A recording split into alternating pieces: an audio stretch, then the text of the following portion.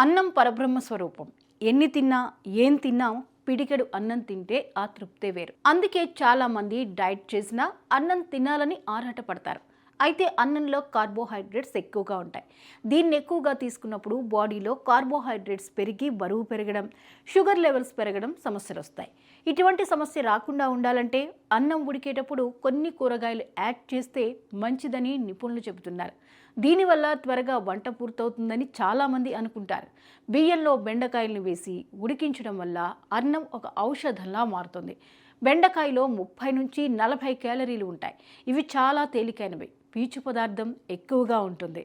బెండకాయల్లో magnesium, folate, fibre, antioxidants, vitamins C, K1Aలు ఉంటాయి. ఇవన్నీ కూడా మన ఆరోగ్యానికి చాలా మంచివి. గుండె ఆరోగ్యాన్ని పెంచడమే కాకుండా బ్లడ్ షుగర్ని తగ్గిస్తాయి.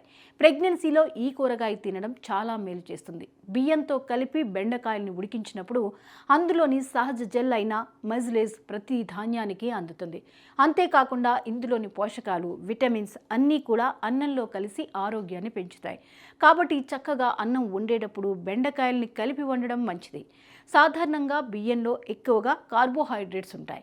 కానీ ఎప్పుడైతే పోషకాలు ఎక్కువగా ఉండే బెండకాయలతో కలిపి వండుతామో అందులోని పోషకాలు అన్నంలో కలిసి జీర్ణక్రియను పెంచుతాయి. బెండకాయల్లోని ఫైబర్ అన్నంలో కలిసినప్పుడు భోజనం నెమ్మదిగా జీర్ణమవుతుంది. దీంతో నెమ్మదిగా చక్కెర పెరుగుతుంది. రక్తంలో చక్కెర స్థిరంగా ఉంటుంది. ఈ అన్నం ప్రీబయాటిక్ లాగా పనిచేసి పేగుల్ని చక్కగా ఆరోగ్యంగా ఉంచుతుంది. అంతేకాదు అన్నానికి టేస్ట్ కూడా పెరుగుతుంది. దీంతో అన్నం సరిగ్గా జీర్ణమవుతుంది.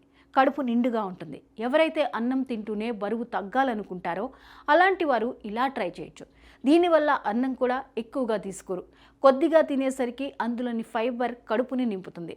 కాబట్టి ఎక్కువగా తినరు, బరువు పెరగరు. నిజానికి బెండకాయల్ని సపరేట్గా వండితే రుచి బాగుంటుంది. అప్పుడు కూడా పోషకాలు అందుతాయి. కాకపోతే ఇలా అన్నంతో కలిపి వండినప్పుడు చాలా మంచిది. పోషకాలన్నీ మనకి బయటకి పోకుండా ఉంటాయి. అన్నీ శరీరానికి అందుతాయి. బరువు తగ్గడానికైనా ఆరోగ్యానికైనా ఇలా వండుకుని తినడం చాలా మంచిది. కాబట్టి ఈసారి ఇలా ట్రై చేసి చూడండి.